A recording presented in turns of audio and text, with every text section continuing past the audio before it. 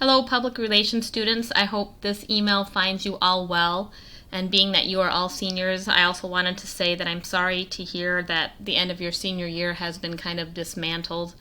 And that I'm also hopeful that some of the special events that I know you're looking forward to will hopefully still be able to take place, at least in some capacity. So know that I'm thinking about you, and also that I know this is a difficult time for a lot of people. This week in public relations, we're shifting gears and you will be working on what we call social media calendars. This is the beginning of a unit that will take place over the course of many weeks. So this will be the only thing that you need to really hone in on this week, but then moving forward next week we'll add some other components. So what do you need to do for this project? Each of you has been assigned to create 2 specific posts for Facebook each week for several weeks. Once you create these posts using Adobe Sparks, you are going to email them to me by the date that's indicated on the Schoology announcement within the social media calendar tab. Mrs. Organ will then look at your email and approve your post, and then let you know that you can schedule your posts for the date that's indicated on the calendar. So here's a sample calendar assignment. This happens to be the first one for the week of April 5th through the 11th. You can see that this is for Carter. He has 2 posts. The first one will be on Tuesday of this week that he would schedule, and the last one would be on Friday. His post for Tuesday is to create an Adobe Sparks poster of anything that he would like that is somehow related to the venue of Burnwood Fired Pizza. And then on Friday, he is going to create a volunteer spotlight to highlight the organization Zwingli United Church of Christ, our host organization. How will he do this? Well, for the first one, where he's creating a general Adobe Sparks poster, he's going to write 1 to 2 well-written sentences about his poster that would be included with his post on Facebook. These 2 sentences must be emailed to Mrs. Organ with the poster itself. Keep in mind your poster should be colorful, balanced, interesting, and can include any topic that you really find interesting. So try to think outside the box a little bit. But I've listed here a lot of different opportunities for things to you to think about. And I'll also show you here in a minute some sample posters that were created by students who took public relations last year. So here's one.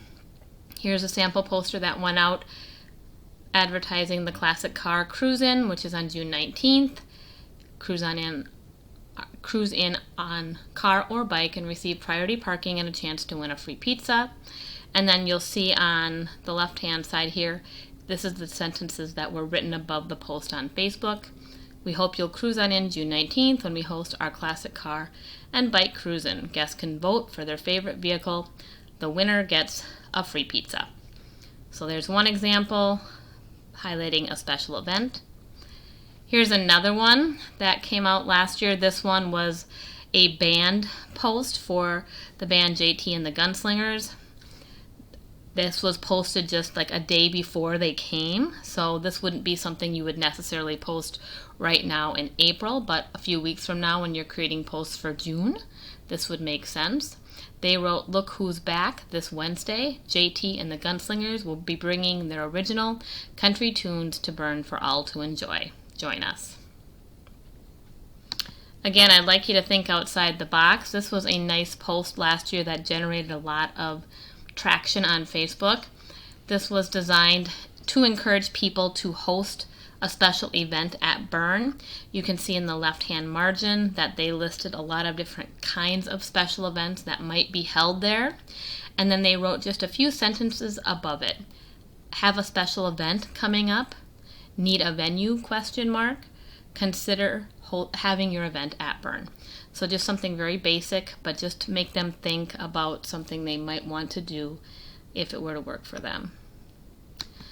The other kind of posts that you're working on this week are volunteer spotlights. Some of you will do 2 volunteer spotlights this week, some of you only 1. But this will again be an Adobe Sparks poster that recognizes each of our volunteer organizations. You'll include the logo for that organization or a photo of the organization. So Carter, for example, was doing Zwingli United Church of Christ.